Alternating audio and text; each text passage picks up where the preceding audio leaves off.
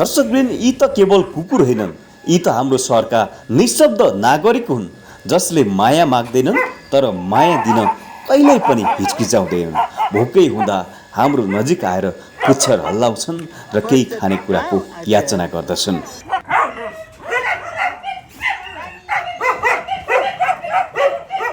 जब हामी गल्लीमा ती निदाएका आँखा देख्छौँ के कहिले सोच्छौँ यिनको रात कसरी बित्यो होला। यी त जाडो सहेर घाउ लिएर पनि कसैको नजरको अपेक्षा गर्छन्, सानो माया सानो स्नेहको।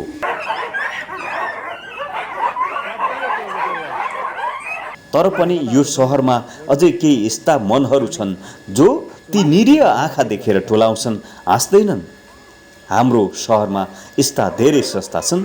त्यो मध्ये एक हो एनिमल नेपाल, जसले घाइते कुकुरलाई बोकेर सेल्टर ल्याउने, रोग लागेकाहरूलाई नुहाइदिने अनि धेरै दिनपछि बाँच्ने आशा देखाउने गर्दछ। बाटोको स्ट्रीट डग्स चाहिँ when they get sick or when they get injured उनीहरू आएर यहाँ ट्रिटमेन्ट पाउँछ। अनि plus animal birth control facility पनि हो कि उनीहरूको बन्ध्याकरण नगरेसम्म त उनीहरूको पपुलेसन त बढ्दै हुन्छ। सो मेन कुरा चाहिँ त्यही हो, हामीलाई भित्र ट्रिटमेन्ट र सर्जरीहरू हुन्छ, सो त्यहाँ हुने सबै कुरा। तर ओभर टाइम ट्रिटमेन्ट हस्पिटल मात्र नभएर अब चाहिँ सेल्टरै भइगयो कि। यो सेल्टरमा रहेका कुकुरहरूको हरेक मुस्कानको कथा हुन्छ। कसैले सडकमा छोडेको कुकुर, कसैले गाडीले ठक्कर दिएको जीवन। तर आज ती सबैले फेरि माया महसुस गरिरहेका छन्। यिनीहरूलाई केही उपचार मात्र होइन कि माया पनि चाहिन्छ, रिहेबिलिटेसनहरू गराउनु पर्यो, मान्छेहरूसँग कम्फर्टेबल गराउनु पर्यो। पछि गएर यिनीहरूमध्ये कसैलाई अरूले अडप्ट गरेर लैजाने हो भने त मान्छेसँग घुलमिल हुन सिक्न पर्यो नि त यिनीहरूले। कुकुर बोल्न सक्दैनन् तर उनीहरूको नजरले सबै भन्छ। धन्यवाद मलाई बचाउनु भएकोमा। त्यो नजर, त्यो भावना, त्यो संसारको सबैभन्दा शुद्ध प्रेम हो। सहरबाट लखेटिएका कुकुरहरू भनौँ अथवा घरबाट लखेटिएकालाई तपाईँहरूले सहारा भनिराख्नु भएको छ होइन? अहिले चाहिँ हाम्रो यो सेल्टर चाहिँ चोबारमा हो होइन। हाम्रो यहाँ माथि दक्षिणकाली रोड छ है, यहाँ चाहिँ एकदमै कुकुर छोड्ने हटस्पटै हो क्या। मान्छेहरू राति मोटरसाइकलमा र ट्याक्सीमा गाडीमा लिएर आउँछ, अन्त त्यहाँ माथि दक्षिणकाली रोडमा छोडिदिन्छ कि कुकुरहरू। जुन हामी कम्युनिटीमा बस्छौँ, जस्ट इमेजिन हाम्रो होल एनिमल्स रहित, हामीले चराचुरुङ्गी एनिमल्स भनेको सबै एनिमल्स रहित मान्छे मात्रै रहने एउटा कम्युनिटी हामीले सोच्न सक्छौँ त? सक्दैनौँ नि। म्याम नमस्ते। नमस्ते, मेरो नाम शोभा रायमाझी, म चाहिँ अहिले एनिमल नेपालको अहिले प्रेसिडेन्ट छु। यहाँको फाउन्डर मेन फाइन गर्ने चाहिँ नि प्रमोदा राणा। 2009देखि हामीले यो एनिमल नेपाल दर्ता गरेको एज एन एनजिओ। तर त्योभन्दा अगाडि 3-4 वर्ष नै हामीले म पनि थिएँ, हामीले चाहिँ नि यसको संस्था गर्न, यो संस्था गर्नलाई, एस्टाब्लिस गर्नलाई काम गरिरहेका थियौँ। अफिसियली काम गरेको चाहिँ 2009 बाट होइन म्याम? भनेको around 16 years running, 17 years running. Internationally हामीले डोनर्सहरू खोजेर लिएर आएर चलाएको हो। अब अहिले पनि छ। तर कतिको निस्किन्छ म्याम? डेली एक्सपेन्सेस लगभग कति होला यो ठाउँको मात्रै? यो ठाउँको मात्रै दिनको होला 25,000 देखि 30,000सम्म हुन्छ होइन। कुकुर हेरिकन कतिवटा चाहिँ के गरेछ, त्यसको इन्जेक्सन, त्यसको सबै मेडिकलहरूदेखि लिएर खानादेखि लिएर स्टाफहरूलाई पे गर्नेदेखि लिएर सबै होइन। हजुरलाई चाहिँ यस्तो महसुस भएर यस्तो पवित्र कार्यमा धेरै अगाडिदेखि लागिराख्नु भएको छ, निरन्तर लागिराख्नु भएको छ। छुट्टै दुःख, छुट्टै खर्च होइन। यो एउटा तपाईँको समय अन्त पनि खर्च गर्न सक्नुहुन्छ, तैपनि यहाँ तपाईँले दिइराख्नु भएको छ यो सामाजिक कार्यमा। जो मान्छे चाहिँ घरमा यसरी कुकुरहरू पाल्नुहुन्छ, अलिकति बुढो भएपछि बाटोमा लगेर छोड्नुहुन्छ, अरू जनावरहरू पाल्नुहुन्छ, फेरि बाटोमा लगेर छोड्नुहुन्छ, तिनीहरूलाई चाहिँ के छ म्यासेज हजुरको एउटा चाहिँ? म अब त्यस्तो धेरै गाली त गर्न चाहदिनँ होइन, किनभने आफ्नो सोचाइको कुरा हो होइन। अब कुनै मान्छे त्यस्तै गरेर हुर्केको छ भने घरमा पनि होइन, कुटाइ खाएर खाएर साइकोलोजिकली अलिकति डिस्टर्ब भएर नै हुर्केको छ भने त्यसले चाहिँ नि एनिमल्सहरूलाई माया गर्छ भन्ने छैन होइन। अब हामीले समाजलाई चेन्ज गर्नुपर्छ। त्यो भनेको व्यक्ति हामीले आफू नै उदाहरण हुनुपर्छ। मान्छेलाई गाली गरेर मात्रै पनि हुँदैन, आफू उदाहरण बनेपछि यस्तो गर्नुपर्ने रहेछ भनेर सिक्छ नि त समाजले। सो हामीले समाजलाई नै, एउटा कम्युनिटीलाई नै हामीले चाहिँ नि जनताहरूलाई रेबिज नसरोस् होइन, अनि अरू रोगहरू नसरोस् भनेर एनिमल नेपालले चाहिँ नि अब ठाउँ ठाउँमा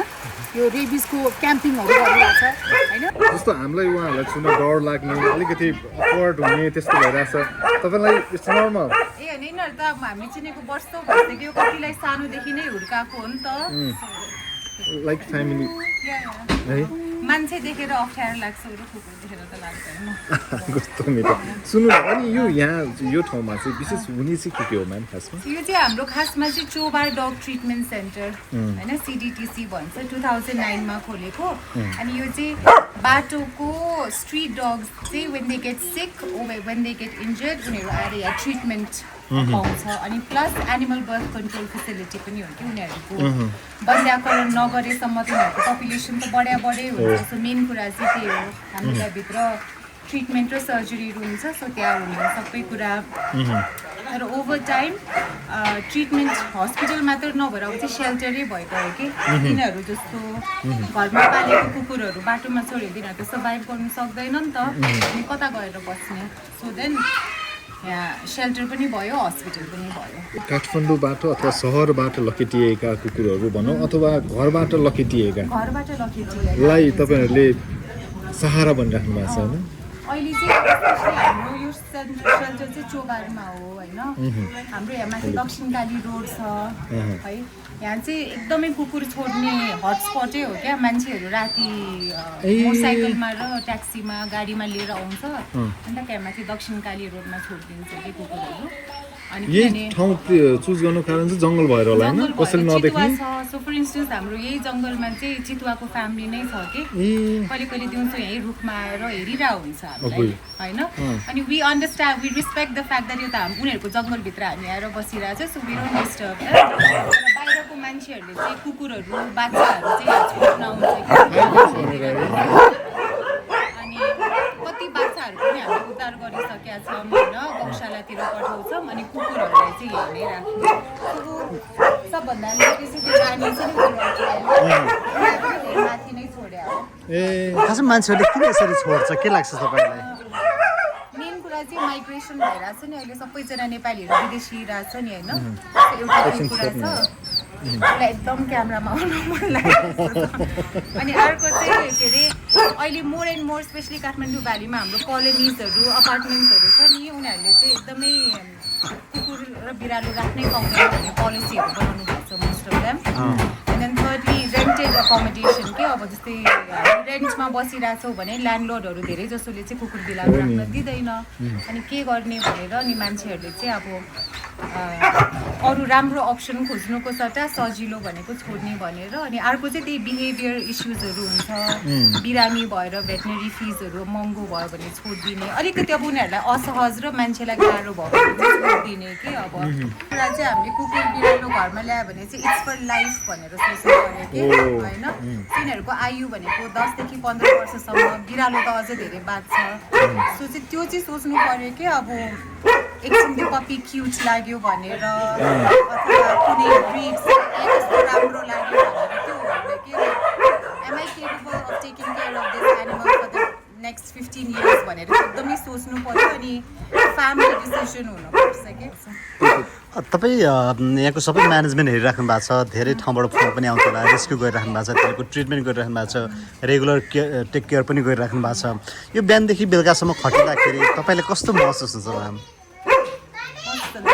फर इन्स्टेन्स